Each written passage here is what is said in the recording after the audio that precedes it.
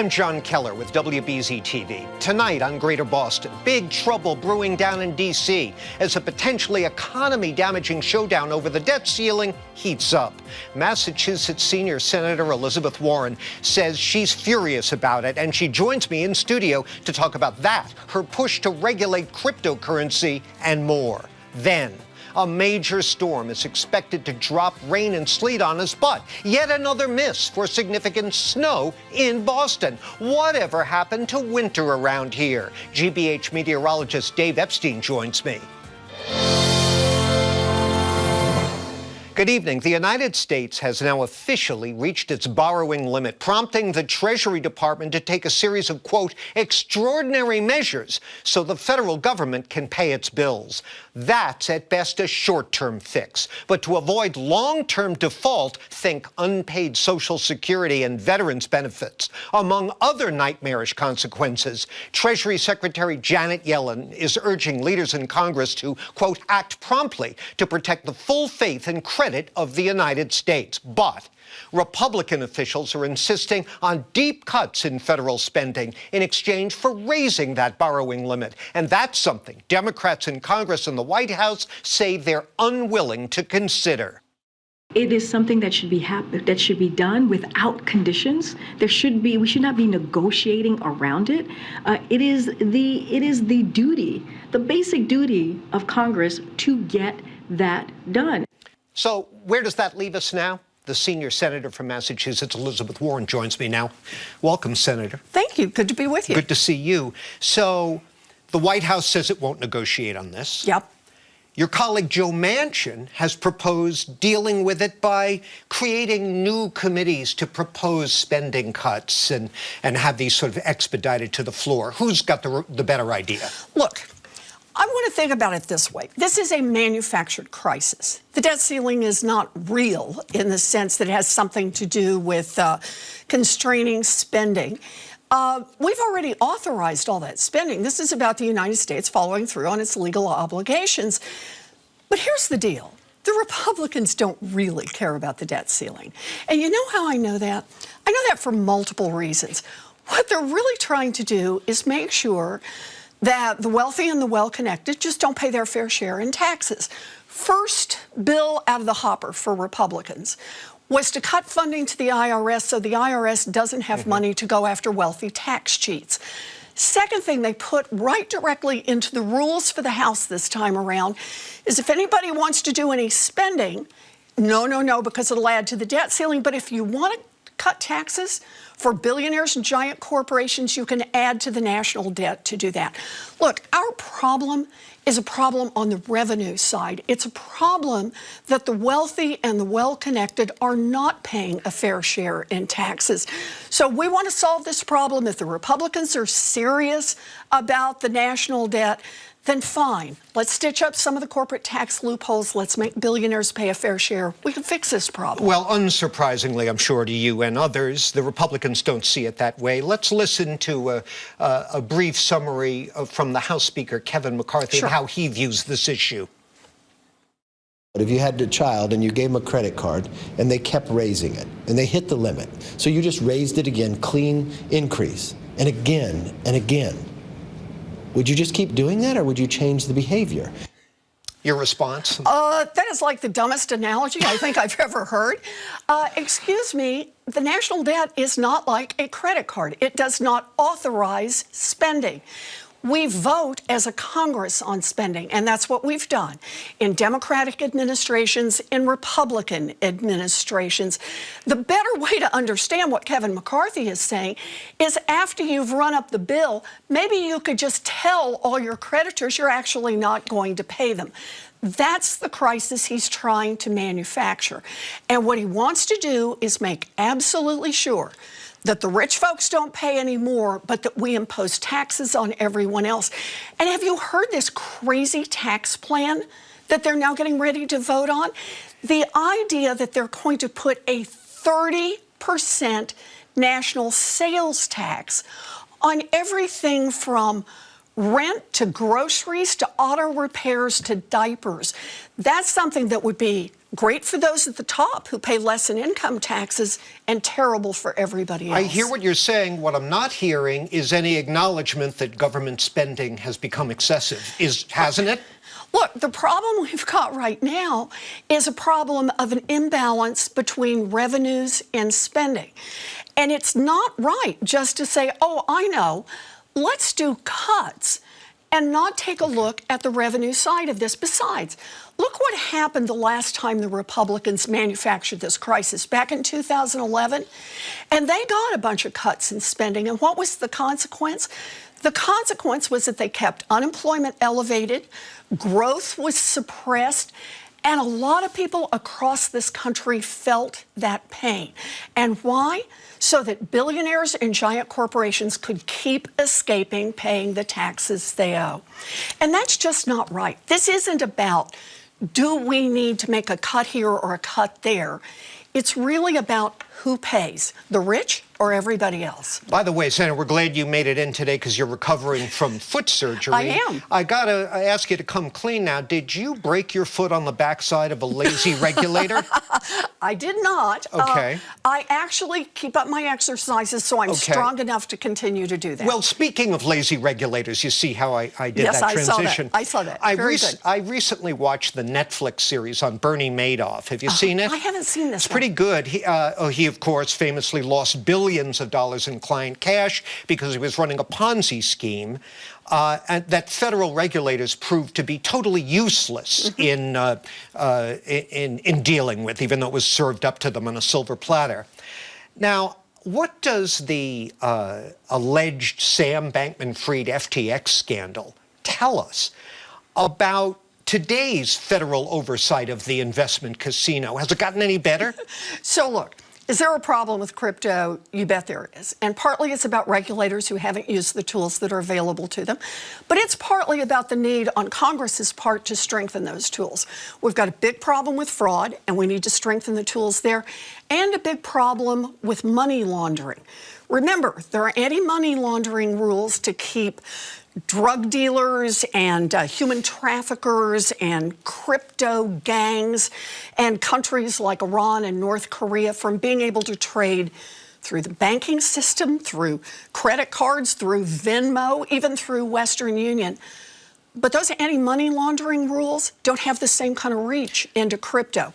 We need the same kind of rules. Well, I'm glad you mentioned Congress and congressional oversight because there's a bipartisan group of representatives on Capitol Hill called the Blockchain 8. Have you heard about this? Yes. They've been running interference for the industry against have. regulators like the SEC. Your colleague in the delegation, Jake Auchincloss, is one of the Blockchain 8. What's your advice to him going forward on this issue? It's time to do an about-face. It's time to hold crypto to the same kinds of legal standards as everyone else. They don't get to engage in fraud, and they don't get to engage in money laundering. And you know, just make a different point here, John, though, that's related. This is one example of why it is that I'm so committed in running for re-election and the kind of fights that I think we need to have, not just over the next few months, but over the next several years. We have a fundamental question in this country about who this country works for. And I'm in this fight. I'll make the formal announcement about my re-election, sometime soon, and I'll be out and doing the town halls that I love to do all around the Commonwealth. But it's about the things we've actually shown that we can get done. We're in a place right now where electric school buses, we've just gotten a bunch of them down in Fall River. We're about to get them out in the Pioneer Valley, all paid for by my 15% minimum corporate tax on billionaire companies.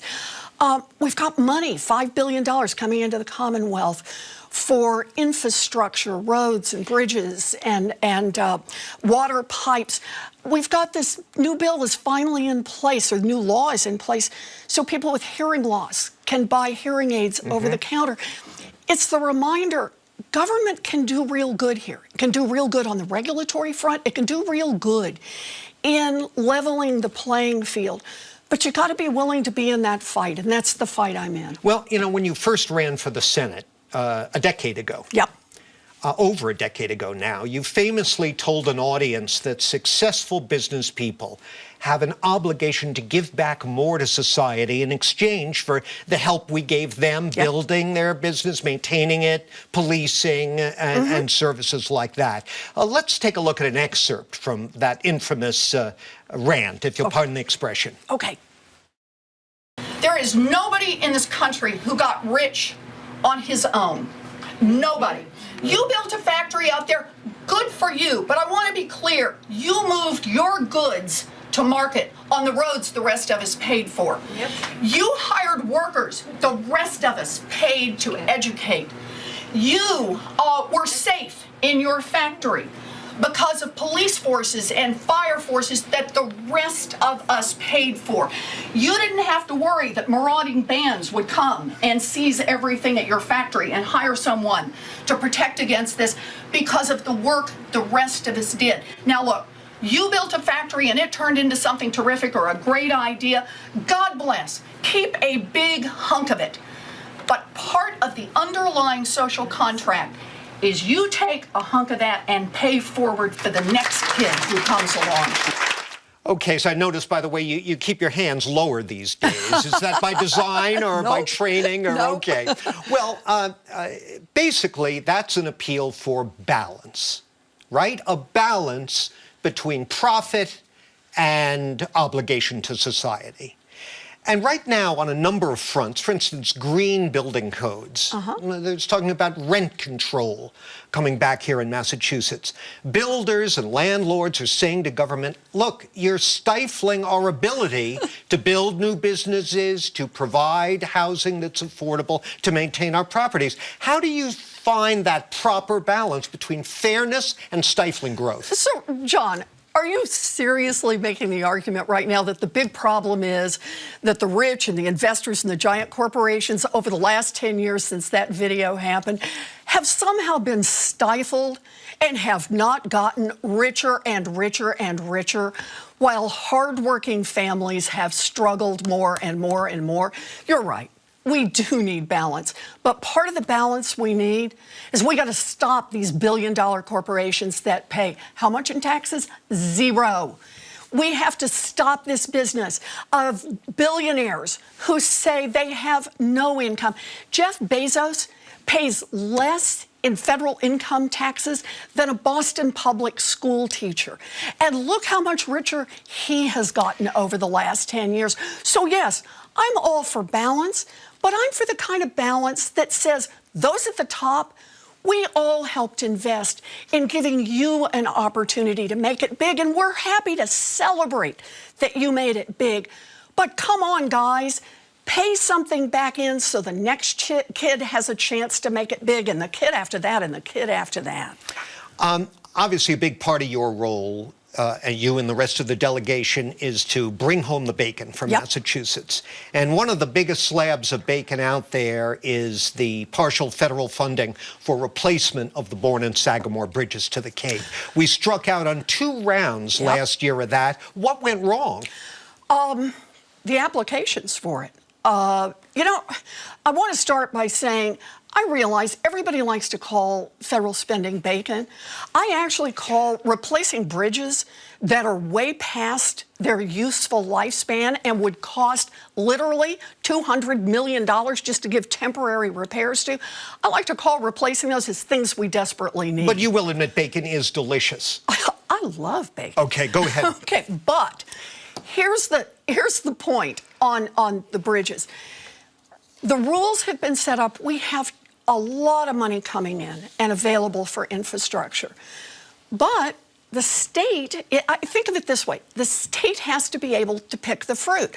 At the federal level, we've planted the trees. The trees have borne fruit. We watered the trees. We got them ready. And now the state has to pick the fruit. It's got to put in a qualifying application for this money. And part of what's happened up to now is those applications where you got a plan in place and you're ready to start putting shovels in the ground before long. The state has not been in that place. This latest round has at least put $1.5 million into the state to say, would you please get your plan together and come and apply for this money in a way that you'll get it. Well, what happened here, there's been plenty of money flowing through the state treasury. Yes. Was the Baker administration asleep at the switch? Look, they did not put in a grant that met the federal qualifications. And we've got to put in grants that meet those qualifications if we're actually going to get any kind of money to get this done. People at the federal level understand these bridges have to be replaced. And I make this a first priority. So does Ed Markey. So does everyone in our delegation. We will get those bridges replaced, but we've got to have a plan from the state. We have just about a minute and a half left here, Sure. Senator. But you said earlier you're a candidate for re-election. You've been making that clear. Last week, the Prime Minister of New Zealand, Jacinda Ardern, I hope I'm not botching her name, announced she'll be stepping down after 7 years in office. And she said, quote, "We give all that we can for as long as we can, and then it's time," end quote. Now, she's 42. Yeah. You've said, forgive me if this is rude, but you've said you're running for a third term in 2024. That means you'd be 81 by the time that term is up. Will that be it for you? You know, look, nobody goes into any job saying, I want to make myself a lame duck from the beginning. For me, John, it's about the fight, though. I am in this because I believe so thoroughly in what we can do, because I've done it, and what we can do going forward. I'm going to give you one example on this. When I ran 10 years ago, I said one of the big things I thought we needed as a nation is to double our investment in science. And I said, I'm all in to make this happen. Now, it's taken 10 years, but this last August, that's exactly what happened. We doubled our national investment. National Science Foundation is going to have twice as much money, not just for 1 year, but for the next 5 years. These are the fights that sustain me, that keep me in this. It has been such an incredible honor to be able to fight these fights on behalf of the people of the Commonwealth, and I am deeply grateful that they have sent me there to do it, and boy, I'm ready to do it. It's not often we see an elected official rubbing their hands at the thought of the fight, but You bet. It's good to have you here. Thank you for coming in. Thank you so much. It's good to be here with you. Senator Elizabeth Warren. Next up, there's a storm heading our way, and it's set to bring a wintry mix of rain and sleet to the city, but no snow here in town. What's going on with that? With more on what we can expect over the next 12 or so hours and how climate change is affecting winter weather across New England, we're really pleased to have with us meteorologist and GBH contributor Dave Epstein. Hi, Dave. Hello, John. Good to be here with you. Good to have you here. I'm not a big snow guy, I freely admit it, but I feel the pain of skiers and kids who want snow days and sledding and so forth. But we just can't seem to get it together to get snow in here in the immediate Boston area, and I guess the next 24 hours are the same deal, right?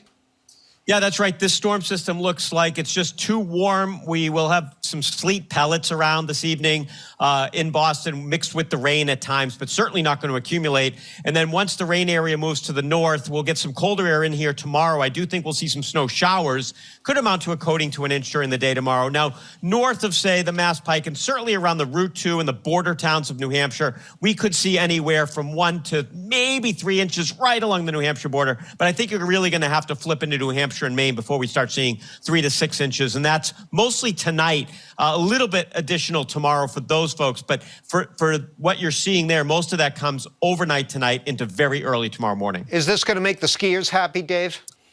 It'll make them happier. Certainly, there has been a dearth of less snow than usual up there, so we do need some snow. But anything helps, and it will make skiing a little bit better, especially in the southern ski areas of New Hampshire and Maine. And then I understand there's a couple more storms coming down the pipe. What's up with those? Yeah, we have another storm system coming in Sunday night and Monday. Again here, I think along the coastline, we're going to be hard-pressed to see much in the way of snowfall. It doesn't mean we can't. You know, the track of that, we're talking here on Thursday, the track of that can definitely change. So we'll see what happens for that. And then another one, sometime I think Wednesday night and Thursday, and that one again, going to be a lot of moisture with it. But the question is will there be cold in southern New England? Northern New England, all three of these systems should add some good snow depth for northern New England, and they could really use it up there. So that's the good news. Well, as I said, to me, this is ideal. The snow where it's needed, up north, out west, in the ski hills, not so much here in the city where I'm trying to get my car out of the driveway. But that's just me, and I know I don't speak for everybody. Dave, you recently told Paris and Jeremy on GBH Radio's Morning Edition that warm winters, like the one we've been experiencing here, will, quote, continue to be more the norm. And the staff here at Greater Boston pulled some statistics we'd like to show our viewers to kind of illustrate that. Take a look at the increase in average winter temperatures since 1970 around New England. 3 degrees in Boston, ranging up to 7.1 degrees in Burlington. Now, to a layman, that might not look like much, but those are major shifts. And in Burlington, my goodness, they must be walking around in thongs in January and February.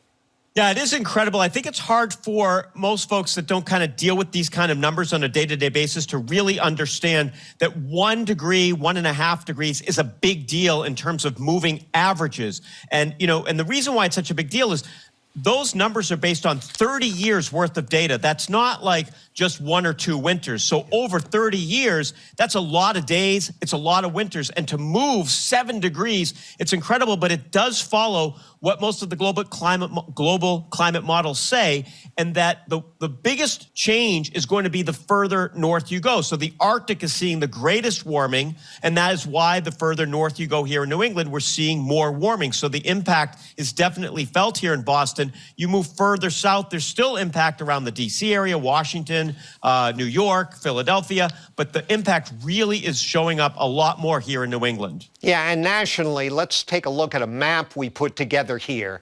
This is kind of an eye-opener. See that dark red that runs from the East Coast all the way, all the way to the upper Midwest and beyond? That's warming of 3 degrees or more. So there's really no escape from this, is there, Dave? No, there's really not. And I think one of the things that people kind of sometimes fail to understand is that when we talk about climate change and we talk about the global climate changing, we're not talking about the fact that every single winter is going to be warm without snow. Sure. As a matter of fact, warm air actually holds more moisture than cold air. And so when it is cold enough to snow, some of those snowstorms could be absolutely huge. I mean, we saw that back in 2015 with the 90 inches of snow in a very short amount of time. And some of that had a little bit of the climate change fingerprint on it. It's basically saying, what are the odds that these things would happen had humans not put all the CO2 into the atmosphere over the past 150 years? And so we will have winters that are cold. We will have winters that are very snowy. But the odds of having a winter like we're experiencing now will tend to increase over the coming decades. And by mid to late century, we'll see fewer winters with a lot of snow and more winters like we're experiencing right now. Boy, Dave, I was having so much fun talking with you, and then you mentioned the winter of 2015, and now I feel myself sliding into a deep funk, but I'm going to try to soldier on here. You mentioned moisture. And after last summer, where we had drought conditions from border to border here in Massachusetts, along with record-breaking heat, that's obviously a chronic concern. Is it something that's going to be just a part of the cycle here?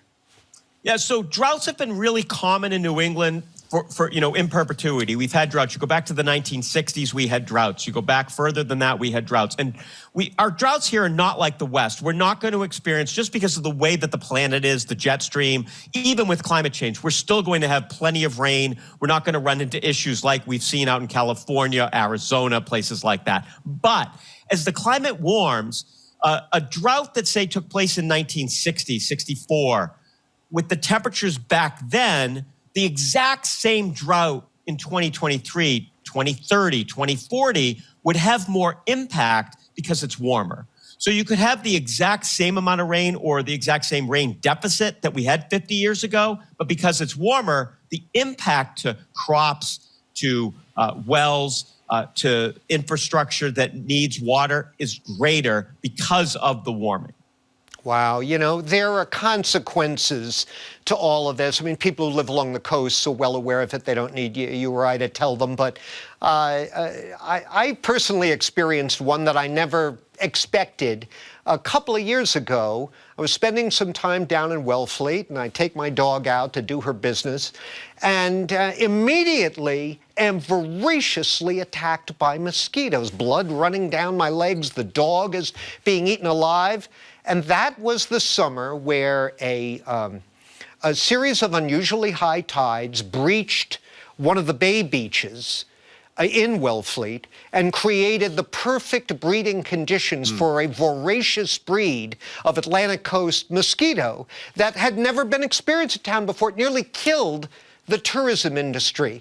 Are those kinds of things going to be happening more and more, or was that a fluke?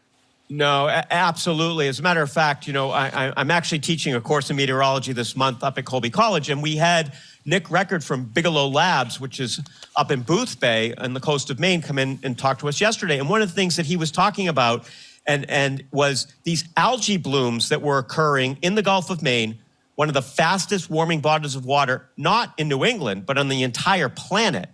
And these are types of algae that we had never seen before. And they end up here, and we see jellies that we had never seen before, and they end up here. And so you start experiencing things like you experienced, you know, bugs in areas that were not there before. And then those mosquitoes, of course, can carry diseases. And so, you know, we see change. Change is inevitable, but these changes are more rapid, and they are in some ways unprecedented and bring in things that just have not been observed in the, you know, the history of us as humans observing what's going on. Wow. Well, we're down to our final minute here, Dave, but I wanted to tell you, when I knew I was going to be talking with you, I went on your Twitter feed, and there at the top of it, you pinned a tweet, apparently to try to deflect, I guess, a high volume of tweets, comments you get from climate change deniers, where you called them misinformed and filled with poor ideas. How big a hassle is that? How much do you get that kind of feedback? I mean, I do get it a lot, and I think, and the reason I use the term misinformed is that I don't want to use other language that kind of demeans people, and I think that people can educate themselves as to exactly what's going on. And yes, the climate's been changing, and yes, we've had different climates in the past, but what humans are doing is exacerbating the climate, and we are pushing the climate in the same way that a person could have worked out for 100 years, but then they take steroids, and now they can do things they couldn't do before. The climate's doing things it wasn't doing before because humans are adding CO2, and that's the steroid for the atmosphere. Dave, thanks. We'll look forward to hearing you on GBH's Morning Edition. Always good to be with you, John. Well, that's our program for tonight, but please do come back tomorrow for Talking Politics. 2 years after it went on the books, is Massachusetts' landmark police reform law working or not? Adam Riley will sit down with two of the lawmakers key to its passage and the president of the Boston branch of the NAACP. Plus, the fight ahead over rent control in Boston and beyond. That and more tomorrow at 7 with Adam. I'm Jon Keller. Thanks for watching. Have a great night.